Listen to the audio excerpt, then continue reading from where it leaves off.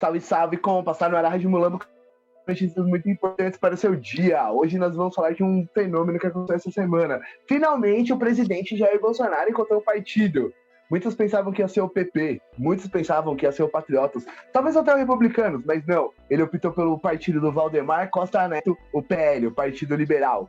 Hoje eu estou aqui com Wagner França, militante do PT, jornalista e escritor da Tribuna do Movimento, né, diretamente de Pernambuco. E aí, Wagner, tá suave? Olá, Dan, beleza? Boa tarde, boa noite, bom dia aos ouvintes da Rádio Mulambo. Estamos juntos aqui para fazer o debate.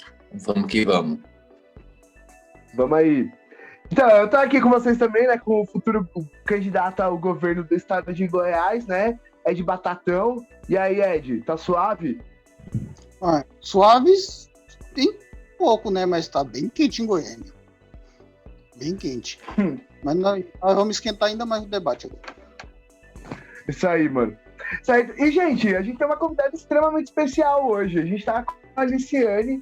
Ela é militante de um partido que vocês não imaginam, né? Porque vocês pensam que a gente só tem conhecido da esquerda. Mas, na verdade, a Aliciane, ela é do PL, do partido que o Bolsonaro tá se filiando. E aí, Elis, tá suave? Oi, pessoal, tá tudo bem? Muito honrada de estar aqui, viu? Obrigado pelo convite. Obrigado de você ter vindo, né? Bom, gente, então, como vocês sabem, o Bolsonaro entrou no PL essa semana, certo? Ô, Liz, você que é do PL, me conta aí um pouquinho, né? Me fala um pouco sobre você, como que você chegou no PL, né? Qual é o seu direcionamento político, como você se enquadra no espectro político? Você quer contar um pouquinho pra gente sobre você? Então, eu tô nessa militância política desde os 18 anos, por conta da minha mãe, do meu avô. Trabalhei durante muito tempo no PTB. Então, assim, militância mesmo eu tinha no PTB. Eu era assessora da dona Marlene Campos Machado, ex-esposa do Campos Machado, que agora está no Avante, né? E lá a gente fundou o movimento negro, a gente fundou o movimento jovem, que estava muito parado. Quando eu falo a gente, porque teve outras pessoas, né? Teve Ciro de Lima, Enio Rocha, Raquel, são pessoas assim muito queridas, né? Que hoje só o Enio continua no partido. Na época de Gaston Henrique, enfim. Tinha o movimento das mulheres, que minha mãe fazia parte, eu fazia parte, junto com a dona Marlene. E aí fui trabalhando, né? Desde os 18, trabalhando em política, saí de um partido e entrar no outro, até que eu cheguei no PL por conta da vereadora Noemi Nonato. Porque minha mãe era muito amiga dela, era porque minha mãe é falecida, e na caminhada aí da política a gente começou a trabalhar junto, né? Ela é uma vereadora evangélica, eu não sou evangélica, mas ela é uma pessoa que não distingue ninguém, e a gente fazia um trabalho, né? Então, cheguei no PL através disso. E hoje estou um pouco afastada do PL, na militância, vamos dizer assim, porque ela pegou a suplência, né? Depois de 5 mandatos, ela não conseguiu se reeleger, ela pegou a suplência só. Então, eu me afastei um pouco. Agora, quanto ao que eu vejo do PL, eu me sinto estarrecida. Mas, aliás, estarrecida com um monte de coisa, né? Mas a militância, assim, a minha militância hoje, ela é mais, assim, de observar, de ter os meus amigos lá e assim, de fazer o meu trabalho social fora o PL, porque eu não tive, como N pessoas, né, não teve muito apoio e não está tendo muito apoio nessa militância tanto a homofobia, o racismo, enfim, racismo no geral, né, não só de pele, de religião, que a gente sofre muito, e a gente não tem esse retorno lá, né? Então, estou um pouco afastada, mas assim, na militância em si, mas estamos na política. Então, eu preciso fazer uma observação, né, sobre a Liz, né? Quem me acompanha no Face sabe que a minha irmã tá com um problema relativamente sério de saúde, né? A gente conheceu a Liz nos hospitais, né? A Liz, né, vocês devem estar pensando assim, credo, PL, que nojo, né? Mas a Liz, ela tem um trabalho muito bonito, porque é o seguinte, a saúde pública, ela é um labirinto burocrático gigantesco, né? E a Liz, ela conhece muito bem os caminhos e as paredes e os atalhos desse labirinto. Então, o que a Liz faz? A Liz, ela ajuda muitas pessoas a encontrar o caminho no meio dessas burocracias para chegar a algumas soluções. Porque o sistema de saúde, o que ele puder fazer para não te atender, ele vai fazer, né? E a Liz, ela sabe como driblar esse sistema como poucas pessoas, entendeu? Né? Então ela ajuda muita gente a encontrar os caminhos aí para ser atendido e coisa e tal. Então é um trabalho muito bonito. Eu tava conversando com ela hoje cedo, né? A Liz, depois eu volto nisso. Liz, como que você se enquadra? Qual é o seu espectro político? Você se considera uma pessoa de direita? Você considera centro-direita? Se você é de direita, você se considera mais conservadora, mais liberal? Como que você se encaixa politicamente? Então, hoje, politicamente, se você me perguntasse isso há um ano atrás, eu ia te dizer que eu era completamente contra a PT, PSOL, esquerda, tal, porque era uma coisa, né, na minha cabeça, completamente diferente. Meu marido sempre foi muito ligado à PT, à PSOL, a Lula, e aí ele me trouxe essa visão diferente, né, do que é uma esquerda, porque, né, as pessoas acham que a esquerda come criancinha, né, e a gente fica meio bitolado nessas ideias. E ele me trouxe todo esse lado, né, de conhecer, de ver propostas. Então hoje eu não posso dizer que eu sou de direita, né, porque, assim, eu vejo, por exemplo, uma entrevista do Lula, eu posso até não gostar. Estou pegando o Lula porque ele é um expoente, né, da esquerda brasileira, vamos dizer assim.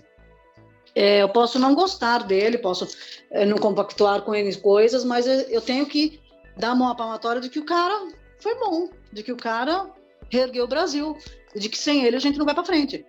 Então, assim, hoje eu tô me encontrando, né? Eu tô até meio me desconhecendo, né? Mas eu tô me encontrando, né? Até pelo meu trabalho, porque assim, o meu trabalho na saúde já vem de quase 20 anos dentro de posto de saúde, de conselho gestor, da gente consolidar o SUS. Isso tudo é um trabalho que a gente nunca teve ligado à direita, porque a direita não quer isso, né? Apesar de eu trabalhei muito com a direita, vamos dizer assim, mas eles não querem isso. Eles querem você trabalhando lá para mostrar trabalho, mas eles não querem o SUS forte, não querem os direitos trabalhistas fortes, não querem um INSS decente. Então, hoje eu estou me reenquadrando aqui na política e vendo que as minhas definições não estavam certas. Então, eu estava conversando com a Liz mais cedo, né, no WhatsApp, e eu falei para a Liz que, para mim, ela tem um perfil do que a gente chama, que é um tipo de esquerda que a gente não fala muito no Brasil, né? Que é o liberal socialismo, né? O liberal socialismo é justamente isso, né?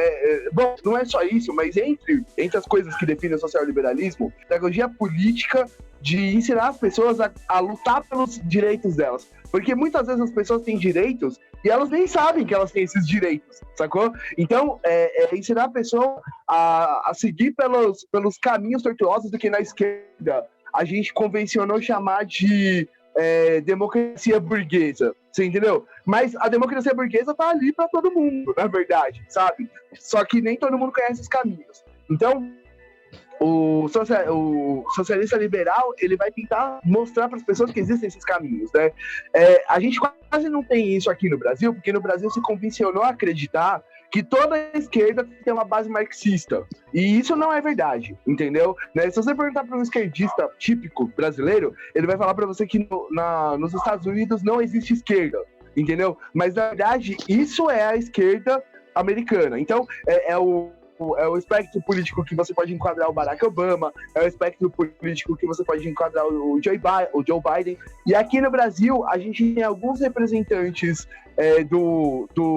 que estão dentro do PSB ou do PDT, que tem mais ou menos esse perfil. O próprio Carlos Lupe é uma pessoa que tem esse perfil, a Tabata Amaral é uma pessoa que tem esse perfil de espectro político, né, de socialismo liberal. Mas é uma coisa que a gente na esquerda no Brasil, muitas vezes a gente nem considera isso como esquerda, mas pode sim ser enquadrado como uma esquerda. Então é assim, A Liz, ela fala que ela é mais de direita, mas a caminhada dela mostra muito esse espectro em específico, sabe?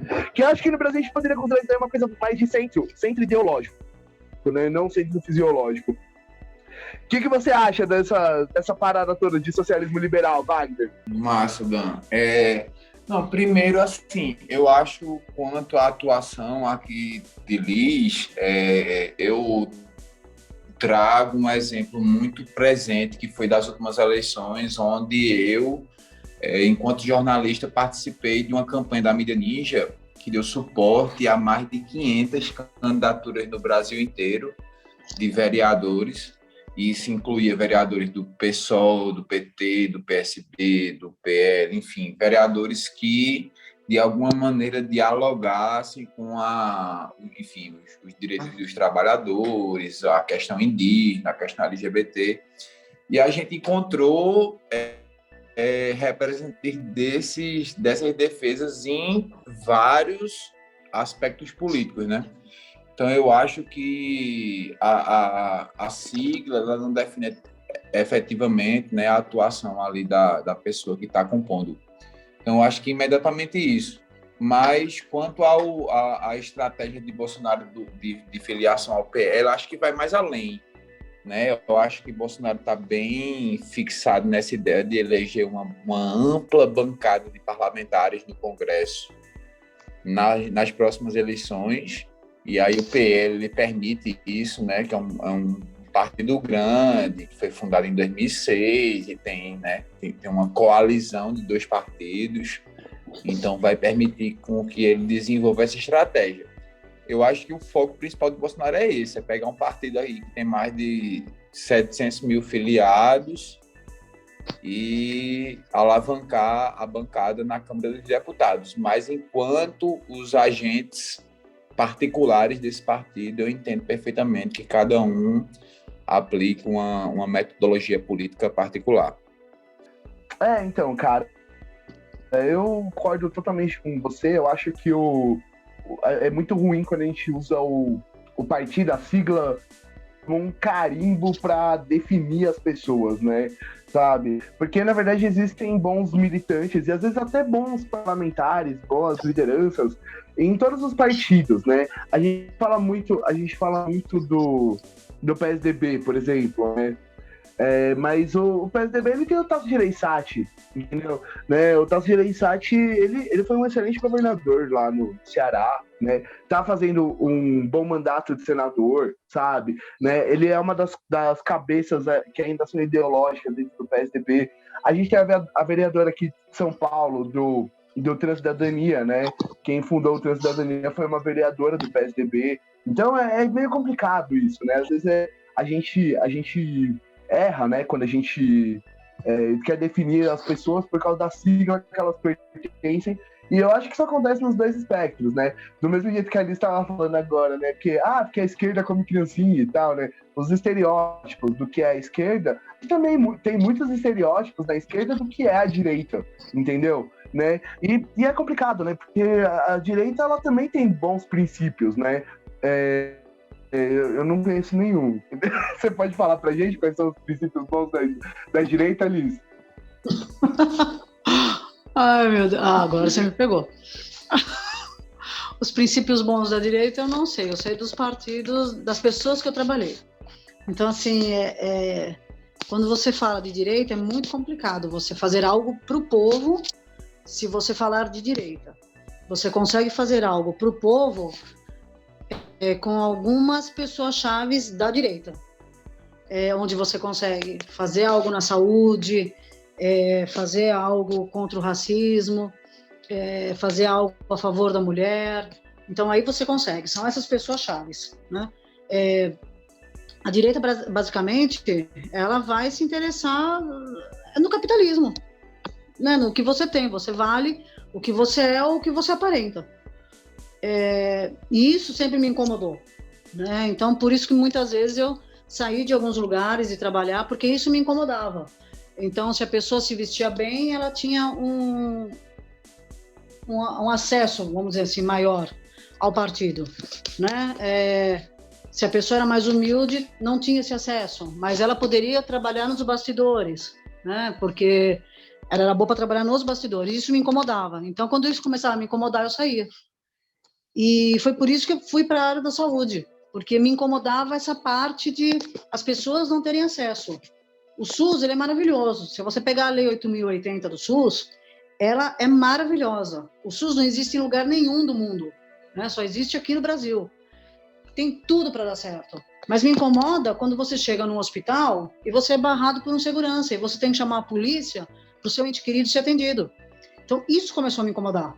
Então, mais do que de direita, de esquerda, centro, enfim, me incomoda a frieza, né? Então, foi por isso que eu comecei a militar nessa área, né? E já, por aí já faz 20 anos. Agora, quanto à questão do Bolsonaro no PL, para mim, ele alugou o partido, né? Então, assim, ele precisa de fazer uma bancada, ele quer se reeleger, lógico, então ele alugou o partido. É uma coisa simples, né? Básica. E não tem como uma pessoa como eu, que está na área da saúde, bater palma para Bolsonaro, bater palma agora para PL. Não tem como.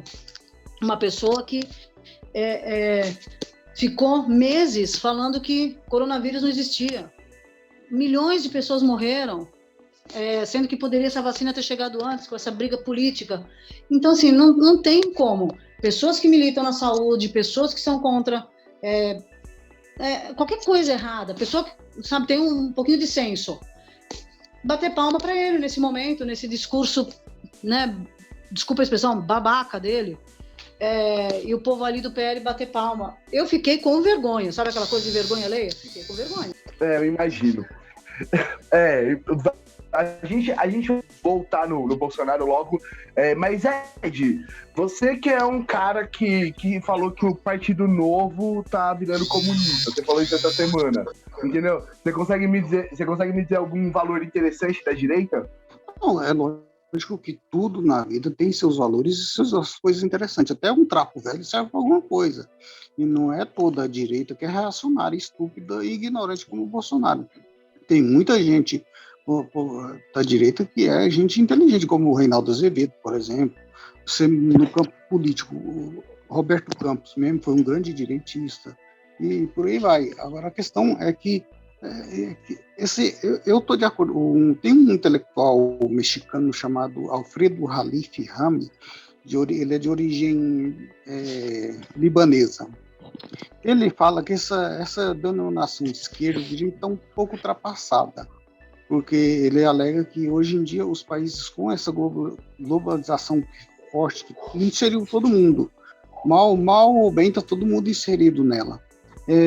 Hoje ele advoga o termo mais nacionalista do que internacionalista. No caso, os de direita seria mais internacionalistas, os de esquerda mais nacionalistas. Isso por si só é um paradoxo, né, cara? Eu conheço o conceito de... Porque assim, né, a esquerda, ela surge para ser a internacional, né? As grandes convenções da esquerda são as internacionais socialistas, né? E hoje a esquerda se posiciona como nacionalista. Sei lá, eu acho que tem muitos das nossas bases que ficariam desapontadas com a gente um pouco, sabe? Mas manda ver, Ed. Dani, mas aí é o seguinte, porque não tem como se desenvolver um país se não tiver Estado Nacional. O governo, apesar do discurso bocói do Partido Novo, que eu falei para você, mas depois eu coloquei lá para você falando que não se engane. Se você acha que o Partido Novo está indo para a esquerda, é porque você está começando a beber cachaça muito cedo. Isso aí que ele bebe muito. Não tem como você, hoje em dia, desenvolver um país sem a força do Estado. Na verdade, sempre foi assim. Mas a direita nega esse preceito. Fala que o Estado tem que ser mínimo, que não sei o quê. Na verdade, é uma briga pelo Estado, porque a direita quer o Estado para os que já são ricos e já têm suas condições, enquanto a esquerda quer um Estado mais presente para os que estão desvalidos de tudo, inclusive até passando fome, né? Então essa é a principal diferença que eu vejo. Mas é que o conceito do internacionalismo, dentro do que você está propondo, não é bem isso, né? O conceito do internacionalismo, ele está dizendo pra gente que os grandes problemas, os problemas que afetam o mundo hoje, eles só podem ser combatidos coletivamente entre as nações. Por exemplo, eu não posso cuidar sozinho dos problemas do meio ambiente, porque os problemas do meio ambiente são globais. Eu não posso cuidar sozinho do problema da pandemia, porque o problema da pandemia é global. Eu não posso cuidar sozinho do problema da pobreza e da miséria, porque na verdade ele é global. É disso que se trata, dentro do que você está falando, de nacionalismo versus internacionalismo. Agora, Dan, um ponto importante também a ser colocado é que essa defesa do nacionalismo não quer dizer também uma restrição absoluta em dialogar com o resto do mundo, porque é necessário, como também colocou, evidentemente, mas também é importante que nós preservemos as nossas riquezas, que nós valorizemos as nossas riquezas e preservemos a nossa soberania nacional, né? Que é o que vemos ultimamente ser desqualificada. É nesse sentido que o Wagner aí, que esse sentido de nacionalista que o Alfredo Halif coloca, é no sentido em que o Wagner estava falando aí, de proteger as riquezas nacionais, para que elas sirva ao seu povo, como aqui no Brasil, o pré-sal. A defesa do pré-sal aqui é feito mais pela esquerda que pela direita. A direita quer privatizar tudo porque acha que é privatizando que vai resolver todos os problemas. E a gente sabe que não é, muito pelo contrário. As coisas cada vez que privatiza no Brasil, privatização significa você trocar um monopólio estatal por um monopólio privado. Muitas vezes, o monopólio privado só aqui, porque na verdade pertence a estatais estrangeiras, como o caso da Enel, por exemplo, aqui em Goiás, que comprou a Celg, que é italiana, uma estatal italiana, entendeu? Então, essa questão da privatização no Brasil acontece de forma muito mal feita para os amigos ganhar dinheiro, os amigos de quem está no poder, né? Como sempre aconteceu, isso já lá atrás com o Fernando Henrique tudo. E o Lula parou um pouco isso, mas nunca deixou de acontecer. E agora, depois de retirarem a Dilma, o Michel Temer voltou com toda a velocidade desse programa de privatização, e o governo Bolsonaro não consegue privatizar, porque até para fazer a pauta dele, ele é incompetente. Bom, eu acho que é assim, né? A gente fala da direita, né? Mas a verdade é que às vezes é muito difícil conceitualizar o que é direita no Brasil. Porque assim, o que é a direita, né? A direita, ela vai acreditar nas liberdades individuais, né? Ela vai acreditar em um estado que não seja tão presente na vida das pessoas, né? E tudo isso acontece porque a direita clássica, ela surge do liberalismo, né? Então por que existe presente na vida dos pobres, né? Não. Então, assim, eu tô falando na teoria, não tô falando na prática. Por que a direita ela fala esse negócio de ser contra o Estado? Porque os liberais clássicos, eles acreditavam nesse Estado mínimo, porque o Estado que existia na época deles eram as monarquias absolutistas, tá ligado? Então, era desse Estado que eles queriam se livrar, né? E aí chegam os neoliberais e distorcem esse conceito. Então, o que acontece? O que acontece é que no Brasil é muito difícil você virar e falar, isso é direita, né? Porque o que é a direita no Brasil? A direita no Brasil são duas coisas, né? É um bloco político que tenta proteger os interesses das elites econômicas, né? E você tem os conservadores, certo? Só que até os conservadores, eles se traem dentro dos conceitos. Então, os princípios deles são meio deturpados. O único partido de direita que às vezes mostra alguma coerência, né? Por isso o Ed fez a brincadeira essa semana aí de que o Novo tá virando comunista, é o Novo, né? Mas você não tem uma direita no Brasil, sabe? Tipo, que partido realmente leva os valores, tipo do Smith, do Locke, do Hughes, tá ligado? Do Popper, pra frente. Não tem, cara, não tem. Entendeu? A direita, o que a gente chama de direita... sabe o que é isso, aqui, tá falando. O que a gente chama de direita no Brasil é uma massa amorfa que, na verdade, é o centrão, entendeu? É isso. Né? Tirando o Novo... Tirando o Novo, tirando o Novo, que outro partido de direita tem alguma coerência interna? Eu vou dizer para vocês um partido que tinha uma coerência interna, que era de direita, que surgiu mais ou menos nessa pegada. É o PL, né? O PL, ele tem uma história muito interessante, né? Porque quando porque o PL, ele vem de dois trabalhistas, eu esqueci agora as siglas desses partidos, mas de trabalhistas, eram partidos trabalhistas mais técnicos, né? De gente mais estudado um pouquinho, que era trabalhador também e não tinha representatividade. Esses dois partidos, um era desses trabalhadores mais técnicos e um eram de pequenos empreendedores, entendeu? Então, esses dois partidos, eles se fundiram para surgir o PL em 1985. E o PL, ele surgiu em 1985, quando estava rolando a Constituinte, para representar uma classe média que naquele momento, na verdade, estava sendo muito pouco representada. Porque o que você tinha naquele momento, né? Você tinha as elites econômicas tentando interferir na Constituinte e você tinha a esquerda tentando interferir na Constituinte. A classe média teve muito pouca voz na formação da Constituinte. Vocês já pararam para pensar nesse ponto? Né? Quase ninguém fala sobre isso. E foi por isso que o PL surgiu. O PL, ele surgiu para tentar ser voz para essa galera que não estava sendo muito bem representada. Então o PL, ele surge como uma força matriz que era necessária no momento em que ele surge, certo? E aí, em 89, né? Em 89, o PL, ele lança um candidato, né? Todo mundo lançou candidato em 89, até o PP, né? Porque foi a primeira eleição direta, né?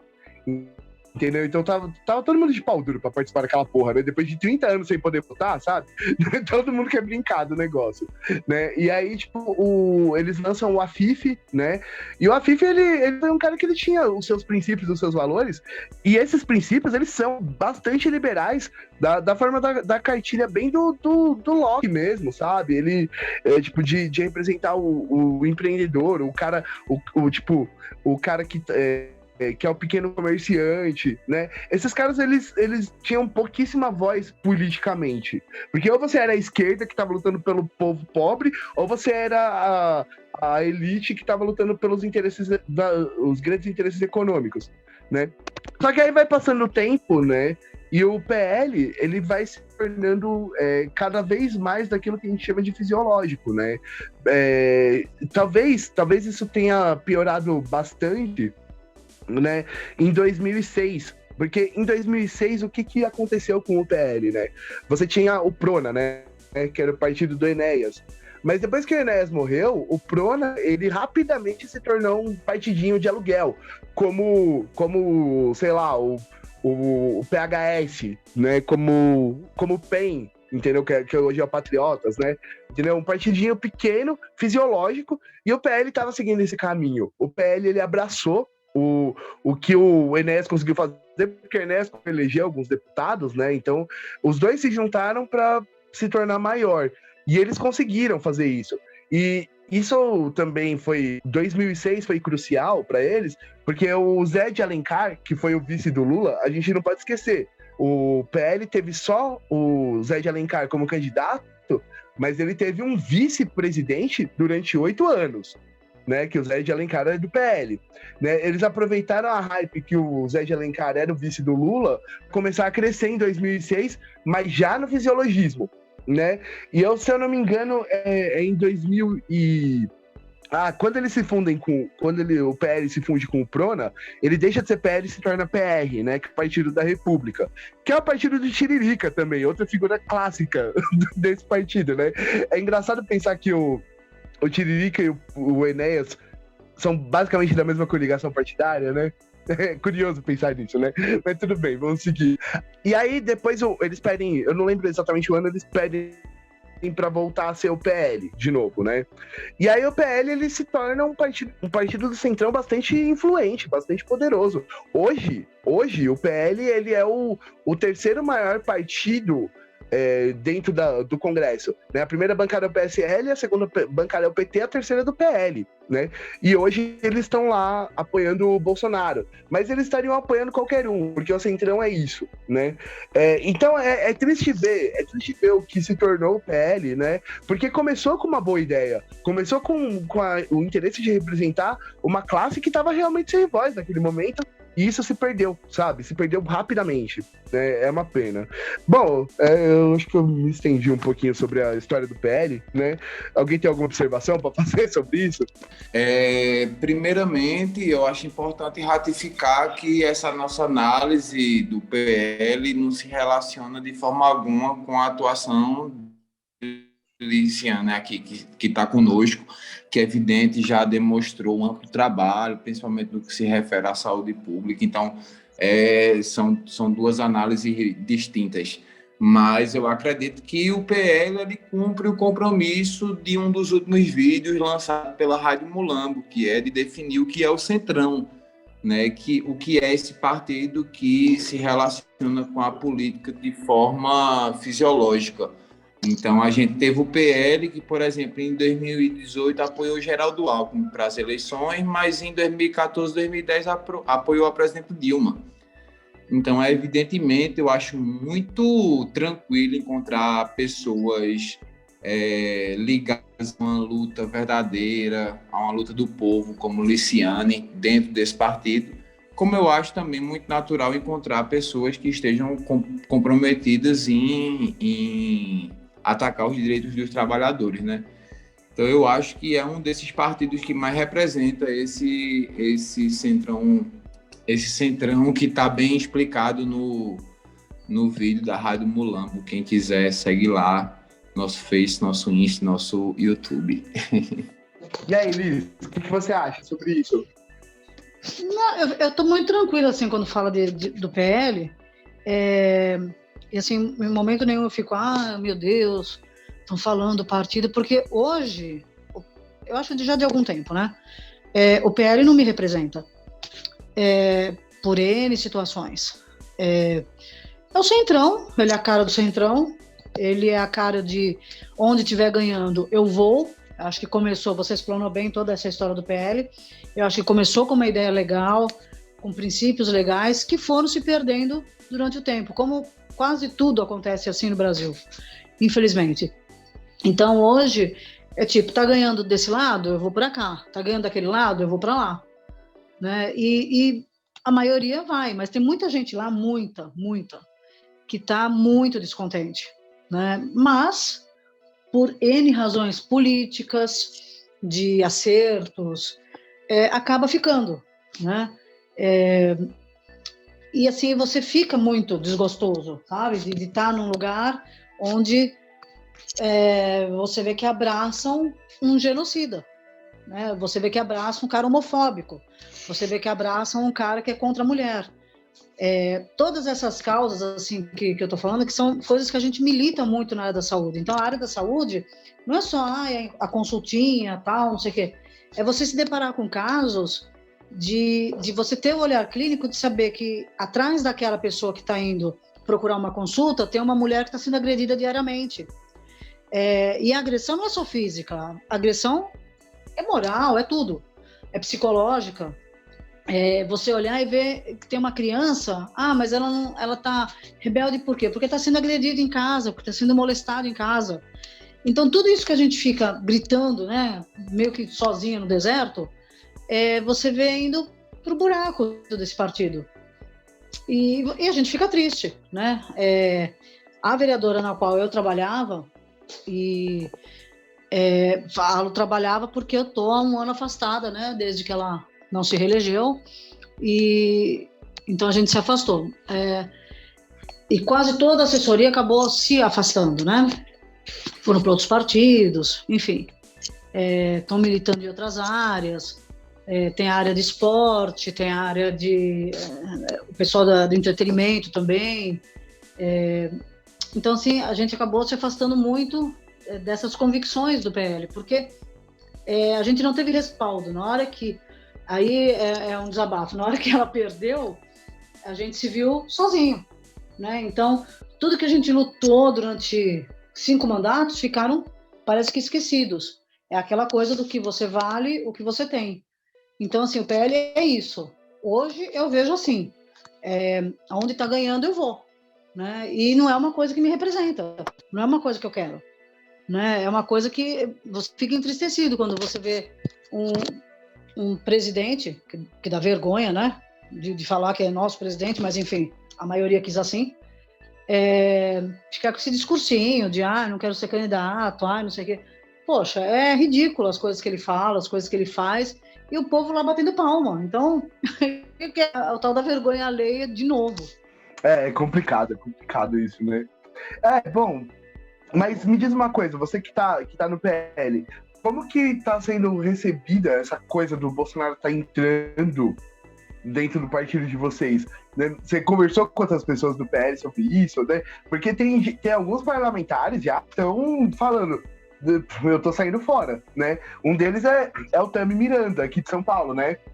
Ele já falou que vai entregar o mandato, entendeu?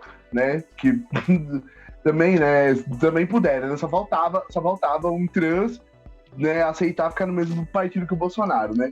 Mas, no geral, como é que o pessoal do PL tá reagindo a isso, Liz? Então, eu tenho conversado com bastante pessoas do PL, pessoal da Tami também. Realmente seria incabível ele ficar ali, né? Não tem nem nexo um negócio desse. E, assim, tem muita gente muito incomodada, tá, com essa aliança PL-Bolsonaro. Muito incomodada. Eu acho que a gente vê uma rachadura, sabe? Quando a gente começa a conversar, tal, porque as coisas não são faladas abertamente, né? Então você tem, vamos dizer assim, os linhas de frente, que ok, tá tudo bem, né? Vamos lá, mas você tem todo, é o que você falou, uma história atrás do PL, pessoas que fundaram, pessoas que estão ainda na militância firme com isso e que estão muito incomodadas. Eu vejo uma rachadura nítida nisso tudo. É muito incômodo, sabe, para uma trajetória desse partido chegar e ter esse cara aí no meio. E, assim, acho que é meio que tempo, né, para as coisas racharem de vez. Eu, pelo menos, vejo isso porque as pessoas estão muito incomodadas, as pessoas estão muito insatisfeitas. As pessoas que militam mesmo, que têm uma causa, enfim, estão falando muito em sair, né? Não é só uma coisa pontual de Tami e tal, é uma coisa meio geral. Não quero mais, aquela coisa do PL não me representa mais, não pode ser assim. Eles estão muito, muito insatisfeitos. Aí que eu me pergunto, né? Porque assim, Valdemar da Costa Neto, vamos combinar, né? Ele não é nenhum idiota, sabe? Ele manja do jogo político. Ninguém chega na posição que ele chega se não sabe jogar o jogo, sabe? E ele é bom no que ele faz. Ele é bom no jogo. Entendeu? Eu fico me perguntando isso, né? Porque ele vai perder um monte de vereadores, um monte de deputados, né? Ele vai perder. Será que ele vai conseguir repor isso daí só porque o Bolsonaro tá no partido? Isso, e eu me pergunto, se o Bolsonaro realmente for presidente, e for candidato à presidência, né? Eu acho que existe a possibilidade dele não ser candidato à presidência, né? O que você acha, Ed? Bom, o Bolsonaro estraga qualquer coisa que ele põe a mão. Ele tem um talento de Midas ao contrário. Ele estraga tudo que está ao redor. Em vez das pessoas melhorar ele piora todo mundo ao que está ao redor. Então, provavelmente ele vai piorar ainda muito mais o PL com essa entrada dele lá, né? E lá dentro do partido vai cair fora. Como a nossa companheira aí. Mas eu acho que você é mais comunista, porque você é mais comunista do que os meus companheiros que eu vi aqui, pelo que eu tô vendo. Comunista no sentido do que os bolsominions chamam de comunista, né? Sim, acho que tudo que vai contra o que ele acha, o que ele gosta é comunismo, né? É muito difícil hoje você falar dentro do PL, né? Por isso que é uma coisa meio velada, sabe? Essa insatisfação. Porque as pessoas estão começando a verbalizar essa insatisfação, né? Mas, com certeza, o Valdemar, ele chegou onde ele chegou porque é uma raposa da política, né? E se ele o custo-benefício entre Bolsonaro e perder algumas pessoas, ou muita gente, o benefício deve ser grande, né? Que ele não ia dar, como diria minha avó, né? Como você disse mesmo, o que você disse mesmo, o Bozo alugou o partido. Como ele alugou lá atrás o PSL, ele está alugando agora. Só que o PL é um partido muito mais estruturado, muito maior do que era o PSL lá atrás, né? O Bolsonaro queria fazer o partido dele, mas como é um baita de preguiçoso também, isso dá trabalho fazer. Aí ele ficou caçando um, pronto. Tanto é que ele foi para vários lugares aí. E assim, como o talento dele é para destruição, eu não estava vendo a hora de ele entrar no PT só para destruir o PT. Ai, caralho. Bom, eu acho que Bolsonaro faz um movimento político muito acertado, né, de conseguir capitanear um partido político que a gente, como bem colocou aqui, tem uma referência, tem uma atuação, e aí gera dentro desse partido um mal-estar, como a companheira Luciane bem colocou, não é só Tami, né? Tem um desconforto geral no partido a partir da adesão de Bolsonaro. E eu espero que isso desencadeie num posicionamento mais amplo e que coloque esses militantes, essas pessoas numa condição oportuna de atuação. Ô Liz, você que tá no partido, você que já deve ter ouvido falar muito sobre o Valdemar da Costa Neto, né? Eu tenho um respeito muito grande dele como estrategista político, você deve ter mais ainda, porque você deve ter ouvido falar muito mais dele do que a gente. E aí, o que você achou dessa jogada? Você acha que existe algum ganho político pro PL, de fato, o Bolsonaro entrar? Eu acho que o cara, ele é mestre, né? Todas as jogadas dele são de mestre. Então, assim, o ganho político... Valdemar. Sim, o ganho político do Valdemar, do partido, enfim, é muito grande. É o que eu falei, da linha de frente, né? Existe uma linha de frente lá, lógico, ele é o top, né, que tá ali, mas a linha de frente ali vai ganhar muito. A parte política ali, ele não ia fazer algo que não desse certo, algo que não fosse para ganhar, algo que, aquela coisa do que eu já falei, do custo-benefício, né? Eu perco aqui, mas eu tenho bem lá na frente. O cara é mestre em fazer isso, né? Tanto que ele é o que ele é no PL e tem essa trajetória política, né? Eu tenho a impressão que, na verdade, o Valdemar da Costa Neto, ele perdeu, sabe? Ele perdeu numa disputa absurda com o Ciro Nogueira, do PP, entendeu? Pra ver quem ia ficar com o Bolsonaro. Mas eu acho que o Ciro Nogueira, ele ficou fazendo de conta que queria o Bolsonaro só pra ele ter uma desculpa para depois não aceitar o Bolsonaro no PP, porque ele foi pro PL. As semanas que antecederam a entrada do Bolsonaro no PL, elas foram bastante curiosas, cheias de negociações e atritos entre o PP e o PL, né?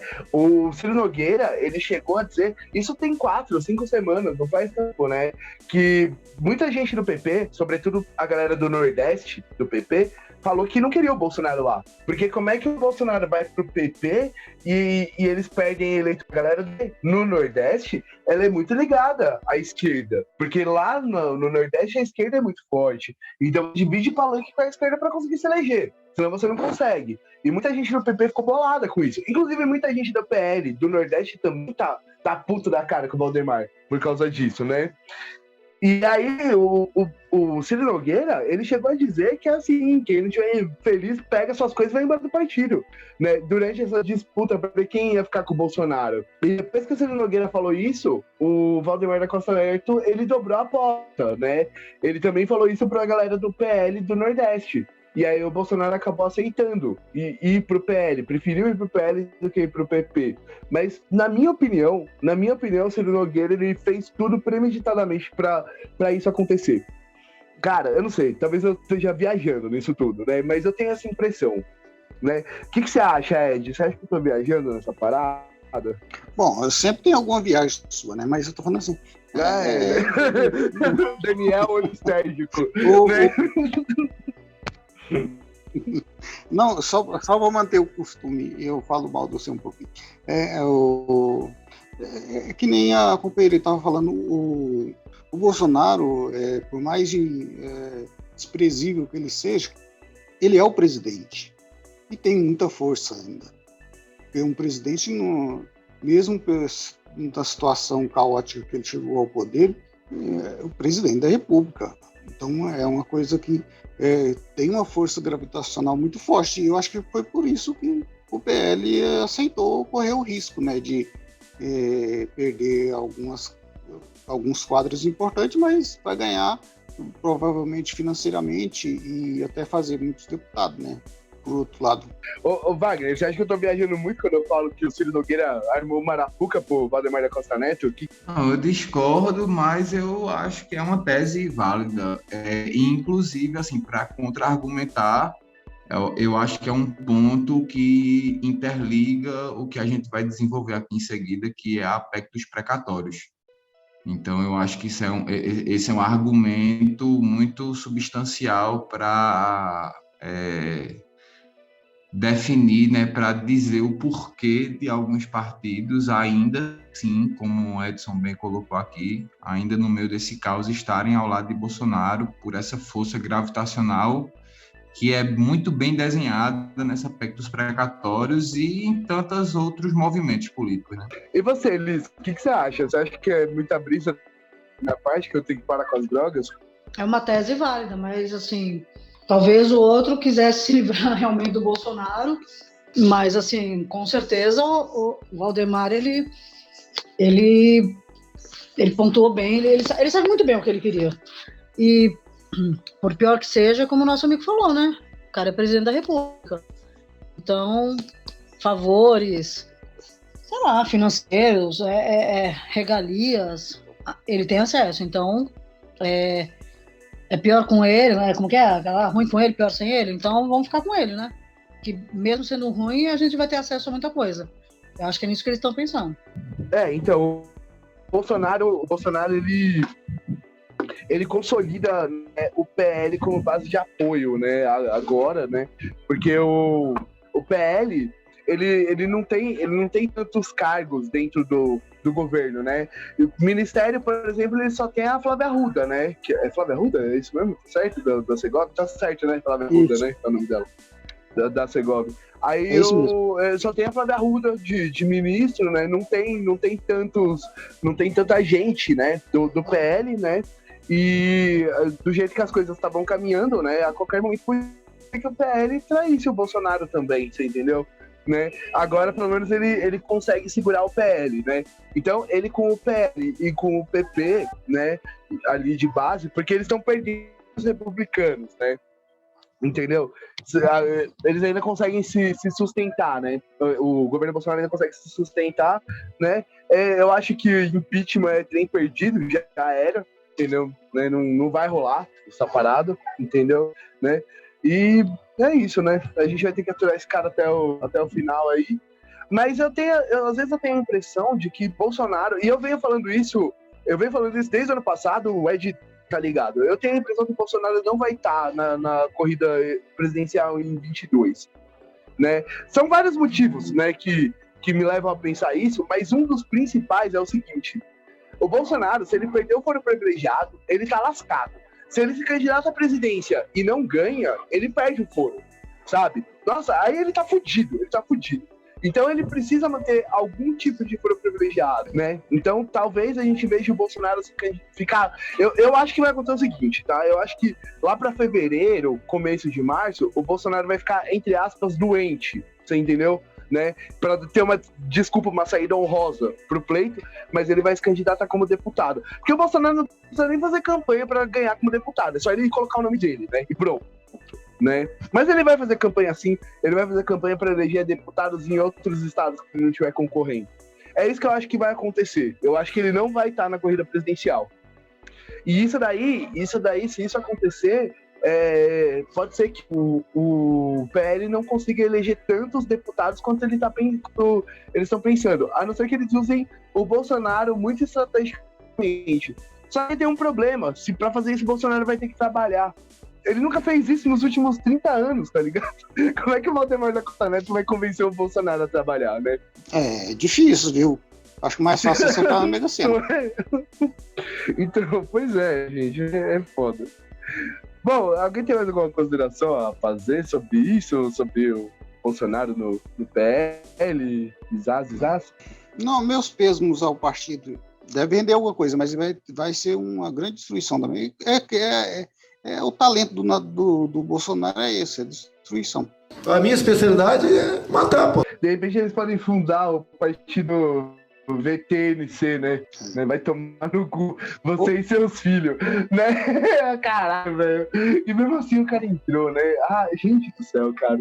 O Valdemar da Costa Neto falou isso no WhatsApp pro Bolsonaro. Você não viu isso? Como é que é? A história, eu dormi nessa aí, como é que é? Você não sabe? Você tava dormindo? O Bolsonaro e o Valdemar da Costa Neto estavam trocando ideia no WhatsApp, tá ligado? Aí o Bolsonaro começou a falar uma paz de merda pro Valdemar, porque ele começou a exigir uma coisa nada a ver.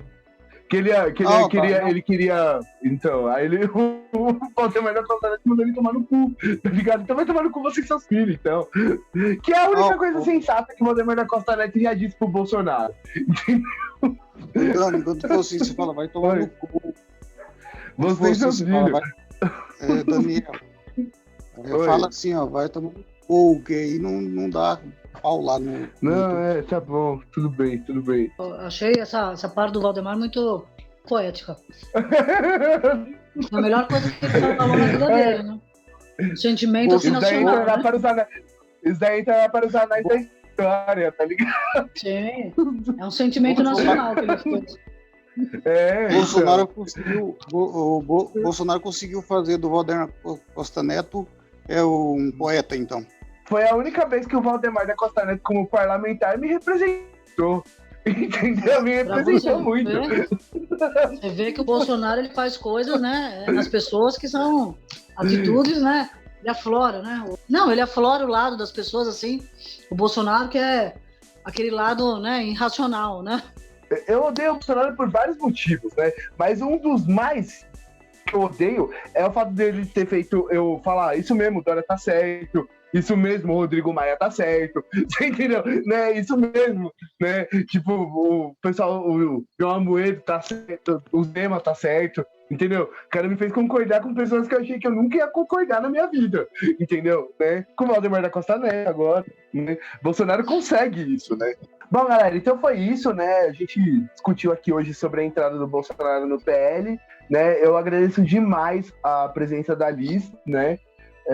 Na verdade, a Liz é a primeira e única militante do PL que eu conheço, não conheço mais ninguém de lá, né? E foi muito oportuno, né? A gente ter se encontrar, a gente conversar. Oi, o quê? Acho que seria a última também, né? A última militante. O último militante. O último militante do PL. Esse podia ser o título do vídeo, né? Sim, quase isso, porque olha. Ai, caralho. Clickbait massa. O último militante do PL. Beleza. Né? Então eu tava aqui conversando com a Liz, né? Que é do militante da saúde, né? Do PL. Certo? Estava conversando aqui com o meu amigo Wagner França, militante do PSOL lá de Pernambuco, jornalista da Tribuna do Movimento, tá? Sigam a página, galera, da Tribuna do Movimento. É um jornal físico e online dentro do Facebook. Dentro do Facebook não é físico, né? Claro. Mas tem no Facebook também, a Tribuna tem artigos muito maneiros. Inclusive, essa semana saiu um artigo de um escritor incrível, né? Chamado Daniel. É muito bom, tá lá, né? Né? E sigam lá a Tribuna do Movimento, certo? É o jornal do MNLN, que é o Movimento Nacional de Luta por Moradia, certo? Então é importante acompanhar, ajudar o pessoal que faz a luta por moradia, né? Importante pra caramba. A gente tem um vídeo aqui no canal explicando a luta dos movimentos de moradia. Se você não entende muito bem o que o MTST faz, o FPM, a galera que luta, né? O que o pessoal da Jovem Pan chama de invasor, sabe? Você acha que os caras né? Assiste o nosso vídeo que você vai entender melhor como é que funcionam as lutas de moradia, tá, gente? Eu tô aqui com meu amigo de sempre, Ed Batatão, né? E aí, Ed, como tá indo a preparação pra campanha, governador? Eu não tô sabendo disso, não. Não tá sabendo, não? Ele tá me lançando a governador de Goiás, eu nem tô sabendo. E já faz tempo que ele me lança. O Ed não é nem filiado a partido, gente. Bom, é isso aí. Foi um prazer conversar com vocês sobre esse assunto tão espinhoso e polêmico aí, certo? Galera, esse bloco tá terminando, mas a gente vai voltar daqui a pouco falando sobre a PEC dos precatórios, tá? Então, se liga aí que a gente já tá terminando. E eu sou o Dan, do lado leste da periferia de São Paulo, diretamente pra Rádio Mulambo. Falou, valeu!